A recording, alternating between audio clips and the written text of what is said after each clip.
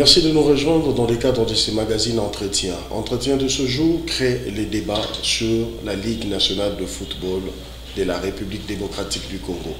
Je reçois dans le cadre de ce magazine M. Max Moké Nzangi. Il est non seulement le tuteur de la formation de MKFC, qui participe justement à ce championnat de la Ligue nationale de football, mais c'est aussi un grand analyste de football, manager d'entreprise. Bonjour M. Max Moké. Bonjour, chers confrères, là je blague. Bien entendu, nous sommes tous analystes. Président, avant même d'aborder le sujet de fond de cette émission, j'aimerais quand même que vous nous disiez comment se porte MKFC.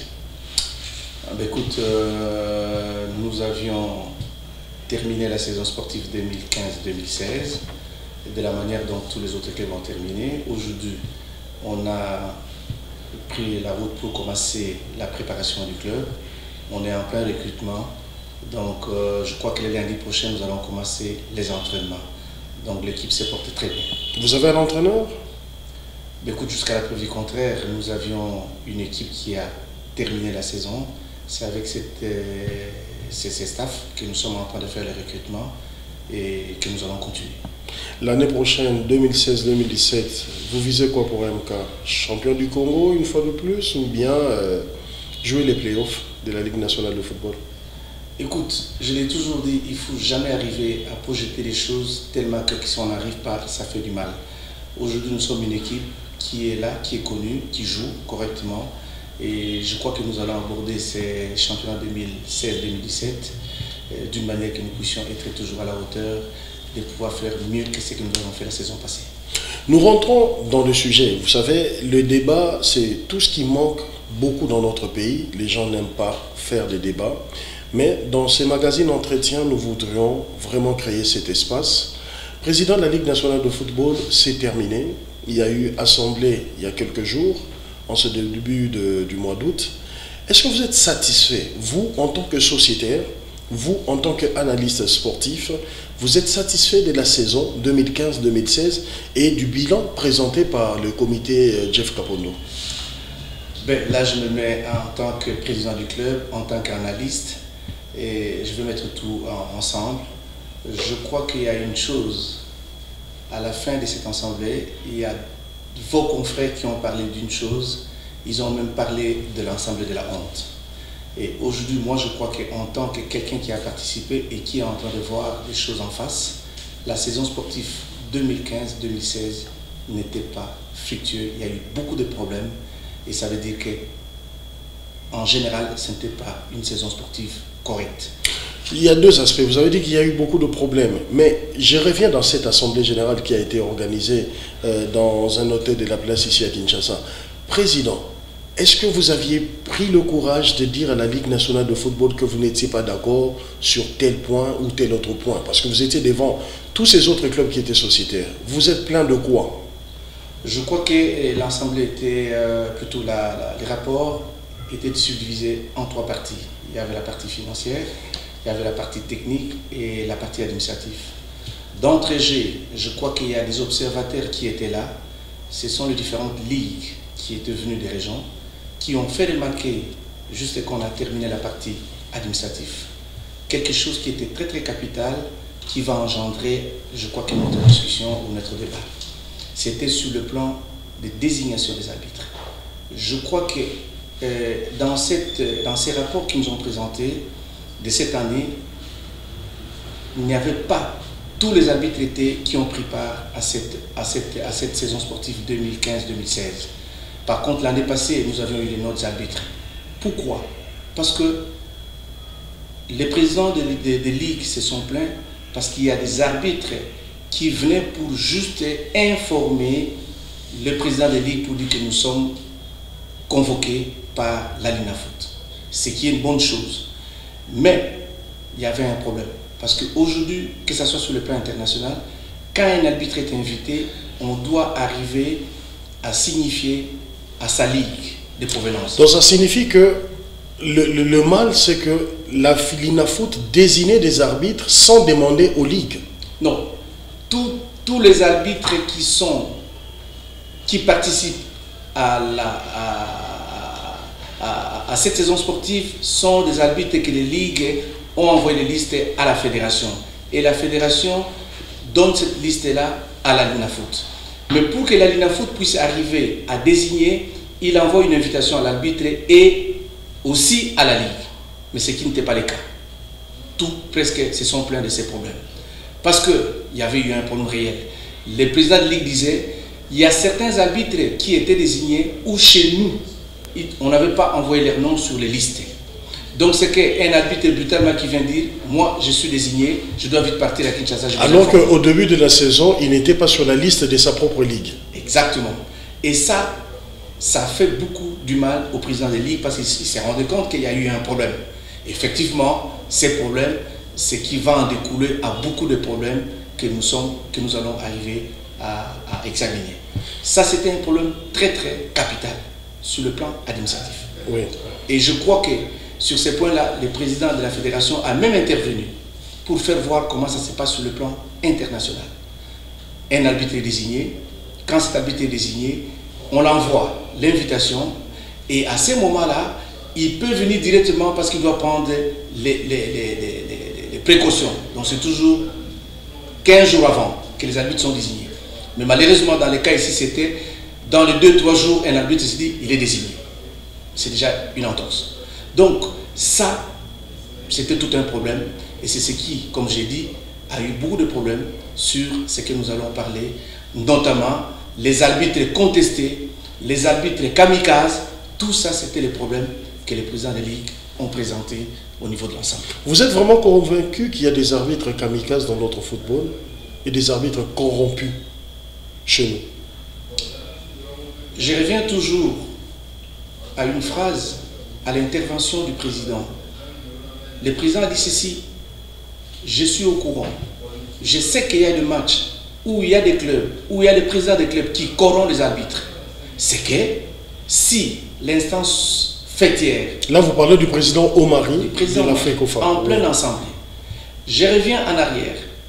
Pendant la saison sportive, il y a des présidents de la LINAFOOT qui a dit, nous connaissons qu'il y a des présidents de clubs qui corrompent les arbitres avec les 5 000, 10 000. C'est que ça veut dire que l'affaire est réelle et correcte et c'est connu. Qu'il y a corruption au niveau de la LINAFOOT pendant cette saison parce qu'on a épinglé beaucoup de cas. Je reviens sur les mots de Jeff Kapono qui était sur le plateau de cette émission Entretien, qui a dit que s'il faut parler de corruption, il faut vraiment s'intéresser au comportement, au mauvais alors comportement des présidents de clubs. Parce que la corruption vient des présidents de clubs. Exactement. Je me dis, aujourd'hui, quand un président d'un club, comme il avait dit, que voilà, il corrompt 10 000 $, il corrompt 5 000 $, il corrompt 8 000 $, c'est qu'il y a des moyens colossaux. C'est ça le vrai problème. Parce que je ne veux pas dire que non, il n'y a pas de collègues qui les font, parce que je vais en arriver. Aujourd'hui, ces comportements, comme l'a dit, l'a fustigé même le président de la fédération, qu'il y a des mesures qui seront prises. C'est à qui nous trouverons que voilà, ils sont tombés, ils vont tomber dans ces pièges, nous allons frapper dur. C'est qu'il y a un problème réel de la corruption. Ça, il ne faut pas le dire, non. Je passe à l'autre aspect de cette Ligue nationale de football. Vous avez parlé du rapport administratif. Mais sur le plan financier, vous étiez quand même d'accord, puisqu'on a vu un équilibre total entre ce que la Ligue a eu comme recette et ce qu'elle a pu dépenser. Équilibre parfait. Au contraire, je reviendrai, parce que je me dis, si on voit ces rapports n'ont pas été bien détaillés par rapport au rapport financier 2014-2015. Il y a eu beaucoup de choses qu'on n'a pas pu retrouver dans ces rapports. C'est que si l'équilibre est là, ça veut dire qu'il n'y a pas eu de dette. Parce que quand, au niveau financier, vous présentez un bilan, un budget, et que ce budget a été correctement utilisé, c'est que ça devrait être. Mais quand j'ai regardé dans ces rapports, il y a plus ou moins 55 000 $ de dette, c'est que ça veut dire que sur le plan dépenses et recettes, ça ne pouvait pas être équilibré. Ne fût-ce que ça déjà. Donc vous n'étiez pas d'accord avec ces rapports financiers? Personnellement, comme individu, mais il y a d'autres personnes qui peut-être n'ont pas lu le rapport parce qu'il y a les uns qui ont eu ces rapports dans la salle. Le jour même j'ai dit dans la salle. Ok. Et il y a d'autres qui l'ont eu vers 10h, 11h. à l'accoutumée, on a toujours fait ça pour que les gens ne comprennent pas, pour venir applaudir les rapports. Et c'est ce qui est fait comme d'habitude. Mais j'ai pénétré ces rapports. En 5 minutes qu'on m'a donné, j'ai senti qu'il y avait des problèmes réels, même sur le plan technique. Président, dans l'observation générale, on se dit bien que les présidents de clubs sont des hypocrites. Vous vous plaignez en dehors de l'Assemblée, mais une fois que vous êtes face à vos collègues, face au comité de gestion de la Ligue nationale de football, vous vous taisez presque, vous ne dites jamais rien. Est-ce le cas que vous avez vécu, peut-être pas personnellement, mais vis-à-vis de vos autres collègues ou sociétaires de la Ligue nationale de football? Ça m'a toujours fait du mal, parce qu'aujourd'hui nous sommes responsables. Nous sommes des présidents des clubs. Excusez-moi, sur les 28 clubs, je crois qu'il n'y a eu que 4 clubs ou 5 clubs qui ont eu les véritables présidents de clubs qui étaient là. Par contre, tous les autres clubs, c'était les délégués qui excusez-moi, c'est trop fort, ou qui ne savaient pas même dire un mot, parce que pour eux, ils sont venus applaudir et c'est terminé. Et c'est ça les mal. Parce que pendant l'Assemblée, c'est au courant de l'Assemblée que tous les problèmes doivent être débattus. Mais ce n'est pas le cas. Quand on arrive à envoyer un délégué qui ne connaît rien sur les chiffres, qui ne connaît rien sur ce qui est comme rapport technique, qui ne connaît rien sur le rapport financier, il ne va que soulever son doigt et l'affaire est terminée. Parce que pendant l'Assemblée, c'est là où nous devons, nous tous, présidents de club qui se disons, nous gérons pour venir exactement arriver à poser tous les problèmes réels. Mais ce n'est pas le cas. Donc vous souhaiterez, selon vous, que l'Assemblée générale de la LINAFOOT puisse être le creuset de ces personnes qui dépensent réellement pour leur équipe et qui gèrent au quotidien leur équipe au lieu d'avoir des délégués qui ne comprennent rien. C'est exactement parce qu'aujourd'hui, excusez-moi. Ça devrait même être plus tard une obligation? Je crois que c'est parmi les choses qu'on doit arriver à les faire. Parce que si nous avons des problèmes réels, que nous ne les posons pas pendant l'Assemblée, et c'est en dehors de l'Assemblée qu'on va parler de ça, personne ne va écouter. Parce que l'organisateur se dira, nous étions, personne n'a soulevé son doigt, personne n'a posé les problèmes, c'est que tout marche correctement. Mais ce n'est pas le cas de certaines personnes qu'on délègue pour venir uniquement dire oui et l'affaire est terminée en moins de 1h30, l'Assemblée est clôturée. Vous parliez des aspects techniques sur lesquels vous n'étiez pas d'accord. Mais à regarder les rapports de la Ligue nationale de football et même à entendre certains délégués des clubs, les championnats s'étaient très bien passés plus tôt. Je vais vous citer certains exemples parce que c'est un rapport que j'ai en face de moi. Je prends la zone de développement S. Oui. Cette zone de développement avait 8 clubs. Ils ont joué au total 48 matchs. Je prends les zones de développement sud-centre. Ils avaient plus ou moins 10 clubs. J'ai vu dans les rapports, il y a eu 92 matchs. Je prends la zone de développement ouest. 10 clubs comme la zone de développement sud-centre, ils n'ont joué que 72 matchs. C'est que ça veut dire qu'il y a quelque chose qui ne va pas. Parce que le nombre de matchs qui devaient se jouer à la zone de développement sud-centre, c'est le même nombre de matchs qui devaient se jouer à la zone de développement ouest.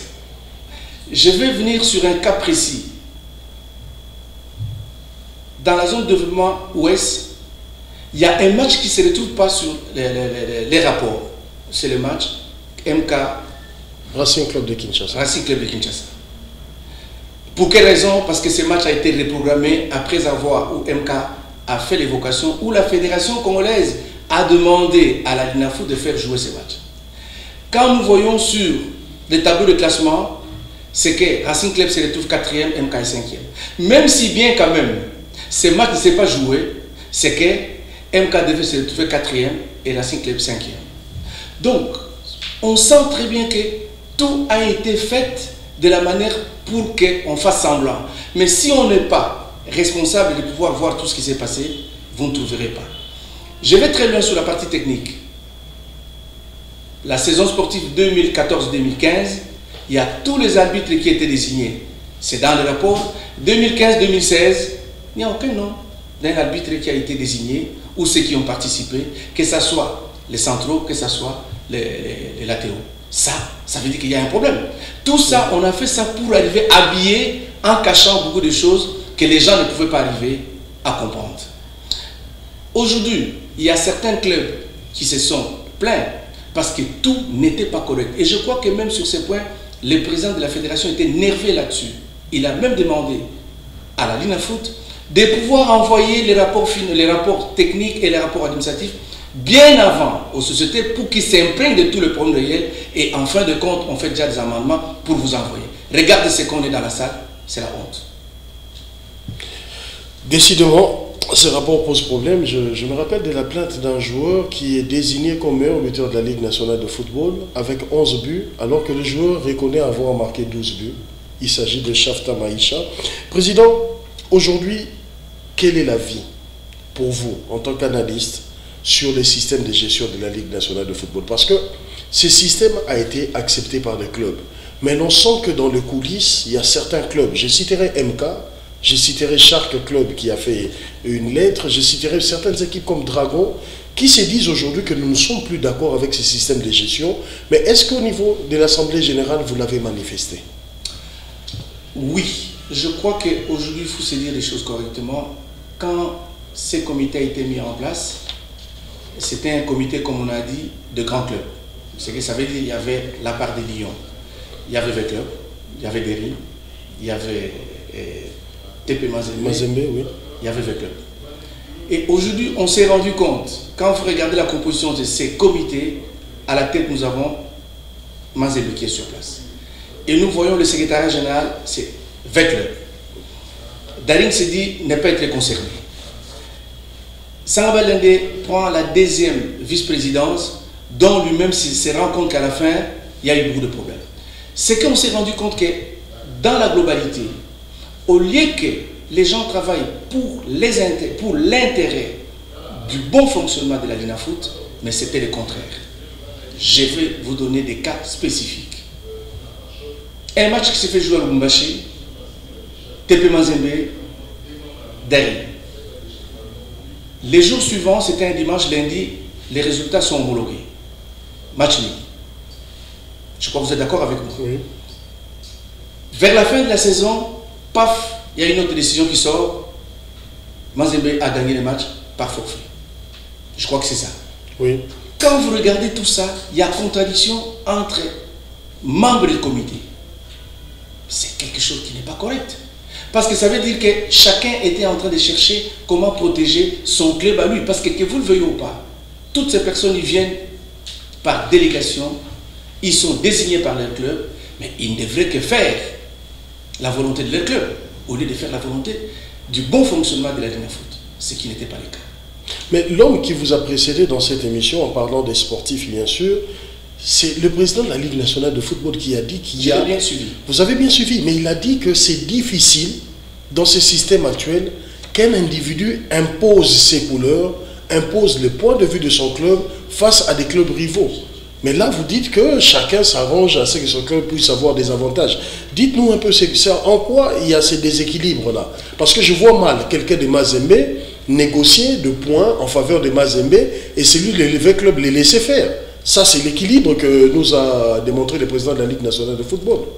Mais les décisions ne peuvent se prendre que quand nous avons le règlement. Parce qu'aujourd'hui, la fédération congolaise, bien sûr qu'il est en train de travailler sur certains amendements de la RGS et des CDF, mais il n'y a que ce règlement qui est en train de dire tout haut ce qui doit se passer. Parce qu'aujourd'hui, on ne peut que s'imprégner du texte qui nous régisse aujourd'hui. Parce que si on n'applique pas les textes, c'est que ça veut dire quelque part, il y a un problème. Et quand vous regardez aujourd'hui, tous ces problèmes que nous avons connus, c'est les problèmes de non-application des textes d'une manière correcte. Je vous donne un exemple. On prend la décision, ce qui n'est pas correct. Ok, oui. Voilà, match nul, les résultats sont homologués. Ok, entre-temps, vers la fin, ce qui ne devrait pas être chose réelle. Parce que déjà, dès le départ, la LINAFOOT écrit à au DSMP, il y a un joueur tel qui a été suspendu, ne peut pas prendre part. Mokoko Amale. Ok, ne peut pas prendre part. Brutalement, ces joueurs jouent. Le lendemain, les résultats sont homologués. Ce qui est correct, c'est DSMP devrait déjà perdre ces matchs les mêmes jours qu'il avait joué et les résultats devraient être homologués du même correct. Il y a déjà contradiction. Pour quelle raison? On n'a pas pu utiliser les règlements. Ça veut dire quelque part, il ne s'intéresse pas à ces règlements qui les régissent. Je vais aller vous donner un autre exemple. Ou peut-être ils ont oublié, ou peut-être ils étaient ignorants. Mais les problèmes d'Issama Mpeko, fait tout un débat. Et je crois que vous tous, comme journalistes, vous avez fait tout un objet de débat. Mais c'était un problème qui était si simple. Si l'Alinafoot avait tout le règlement en face ou en main, Issa Mampeko, c'est un joueur qui venait du V-Club. Ok, oui. Il a été transféré à Manzembe. Qui l'a transféré? C'est V-Club, bien entendu. Ok, Issa Mampeko devrait arriver à jouer les matchs à l'équipe de Manzembe. Qui devrait demander les transferts internationaux de son retour? C'est V-Club. Qui devrait demander à la fédération en écrivant pour que la fédération puisse arriver à demander des CTI à la fédération angolaise. Je crois que c'est ce qui a été fait. Mais quand la fédération congolaise, plutôt la fédération angolaise, n'a pas répondu, dans les 30 jours, la fédération congolaise a homologué le joueur Issa Mampeko d'une manière locale. Ça, vous pouvez le vérifier. Bien entendu, c'était la procédure faite. C'était la procédure. Issa Mampeko ne pouvait pas jouer tous les matchs internationaux. Ça veut dire qu'il ne pouvait pas prendre part à la compétition africaine dans DCMP, plutôt dans TP Mazembe. Moi encore jouer la compétition internationale avec les Léopards. Avec les Léopards. Mais sur le plan interne, il pouvait jouer. Il pouvait jouer. Je crois 3 mois ou 4 mois plus tard, la fédération écrit à la FIFA. La FIFA répond que ces joueurs peuvent être utilisés maintenant. Mais ils peuvent être utilisés pour les matchs locaux. Mais ça fait tout un débat. Et la Linafoot était incapable de pouvoir arriver à trancher sur ces problèmes. Il fallait que la fédération congolaise intervienne pour leur faire voir qu'est-ce qu'ils devraient faire. Et ils allaient même retourner, prendre des décisions courageuses. Donc là, vous vous dites qu'il y avait guerre, clairement, entre le président qui vient du TP Mazembe et son secrétaire qui vient de SV Club. Il faut que je le dise encore pour que vous compreniez. C'était clair comme bout de roche. Parce que les textes sont là, tout est là. Ce sont les gens qui devraient travailler, ils doivent travailler que sur les textes qui nous régissent. Il n'y a pas d'interprétation. Je m'en vais encore très loin. Un arbitre qui est suspendu, ok, oui, par une ligue ou par une entente, dont la fédération congolaise est au courant, mis en copie. Ok, oui. Et aujourd'hui, cet arbitre, on fait une dénonciation pour dire que cet arbitre a été suspendu. La Linafoot voit que la lettre est là, effectivement, l'arbitre est suspendu. La réponse de la Linafoot, non. Est-ce que ce match, c'est mal joué?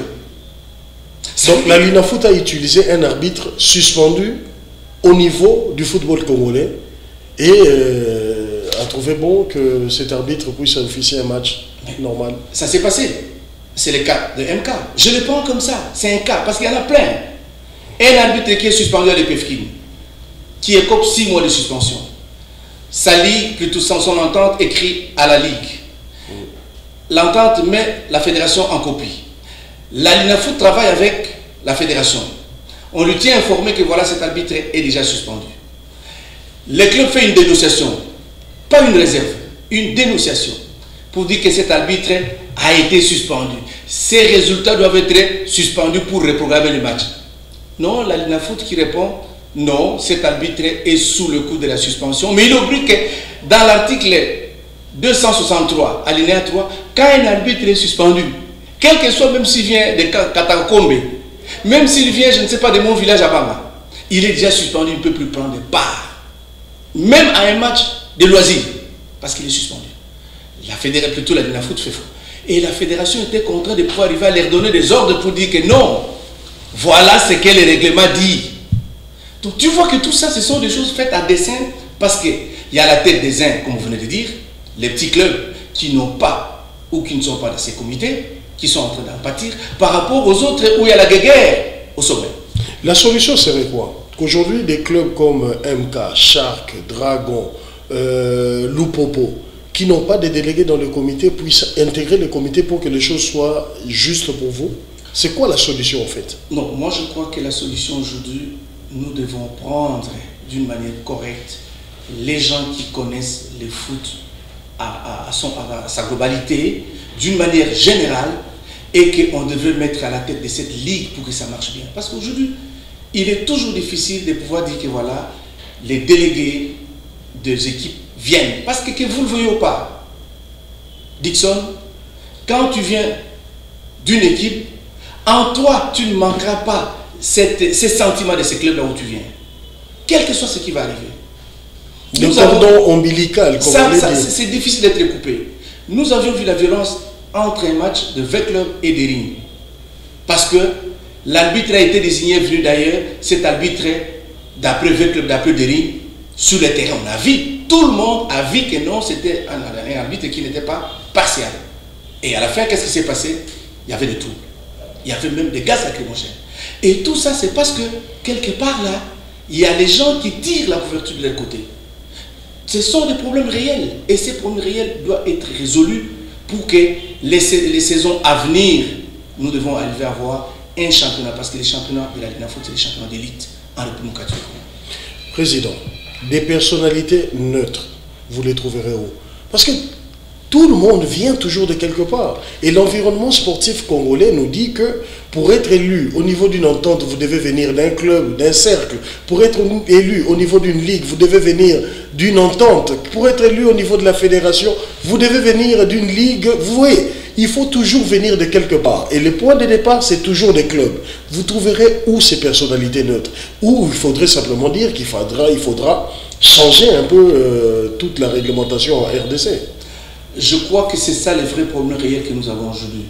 Vous venez de le dire, nous avions à l'époque quelqu'un de plutôt de TP, plutôt de SMP, que son nom repose en paix. C'est Mpoutou, le président Mpoutou. À l'époque, il y a eu des problèmes. Parce qu'on se disait, Dering était l'équipe la plus favorisée. C'était la mauvaise expérience. Aujourd'hui, c'est Mazembe qui prend la tête. Nous voyons qu'il y a toujours des problèmes avec les secrétariats ou avec les tiens.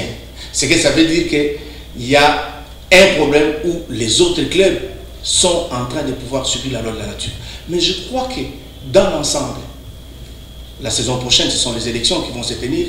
Nous devons, nous, les présidents des clubs, parce que c'est nous, les électeurs, les premiers, nous devons nous concerter, nous mettre ensemble et qu'est-ce que nous devons prendre comme décision pour que la Ligue Foot soit bien gérée d'une manière correcte, suivant les applications du texte, ce qui est d'abord plus important. Parce qu'aujourd'hui, tout ce problème que nous avons, c'est qu'on n'applique pas correctement les textes.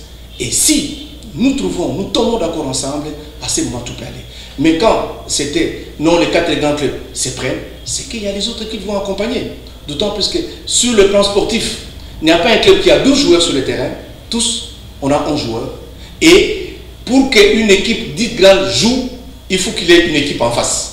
Mais ce n'est pas pour écraser. À vous comprendre, c'est ma dernière question, c'est qu'il faudra patienter. Pour que les choses changent, Président, il faudra patienter jusqu'à l'année prochaine, quand il y aura élection. Ou les choses peuvent changer maintenant. Non, nous ne voulons pas partir de crise en crise. Parce qu'il faut se dire, la saison sportive, c'est plus ou moins 7 à 8 mois. Dans les 8 mois, ça va vite, ne t'en fais pas. Dans les 8 mois, c'est la fin de la saison sportive. Et à ce moment-là, nous allons nous concerter. Nous devons nous mettre tous autour d'une table pour voir. Aujourd'hui, je me dis, il y aura un problème qui va encore se poser. Renaissance qui a été désignée, exemptée de préliminaire. Comme MK en 2013. C'était différent. Et on ne va pas revenir sur ça. Exempté sur il ne va pas jouer les préliminaires. Mais qu'est-ce que Renaissance va dire? Je suis grand. J'ai beaucoup de joueurs. J'ai beaucoup du public. Donc, je dois m'imposer. Si demain il y a un arbitre qui vient, qu'est-ce qu'on dira? Ah, la Ligue Foot ne nous aime pas. Je l'ai dit déjà, entre guillemets, c'est que ça veut dire je suis grand, je ne suis pas écouté, je vais imposer. C'est tous ces problèmes que nous devons arriver à la fin de la saison sportive. Nous mettre tous ensemble pour que nous voyions comment notre foot, au niveau de la direction de la Ligue Foot, doit aller de l'avant. Pas au niveau technique, parce qu'au niveau technique, c'est tout autre chose. Président, je vous remercie pour cet entretien. Vous avez été très franc. Nous espérons que d'ici 8 mois, nous allons revenir vers vous pour savoir les évolutions qui seront sans doute marquées. On en aura, vous êtes sûr? Écoute, moi je crois qu'on a fait des choses en tant qu'analyste et en tant que président d'un club. Je vois que nous sommes en train de regarder, vraiment aller tout au but pour que nous observions des secondes à minute de tout ce qui va se passer à la Ligue Foot, de la dernière gestion de leur année pour que tout puisse aller de l'avant. Parce que ce qui est important, nous ne voulons plus terminer cette saison en catastrophe avec des incidents où presque 3 régions en ont payé le prix, la ville-province de Kinshasa, Mbujimaï et Lubumbashi. C'est là où il y a des grands clubs. Voilà, c'est là où il y a des grands clubs. Nous espérons que l'année prochaine, les choses vont bien se passer. Je remercie Safi Maléou qui m'ont tenu compagnie du côté production de cette émission. Et cette superbe tenue que je porte, je la dois quand même à Nadège Nzungu Ntoula, qui est couturière, qui s'est fait appeler Imani. Et je salue en passant la famille Mpoyo, Patrick et Laura. Portez-vous bien et bonne suite de programme sur vos antennes.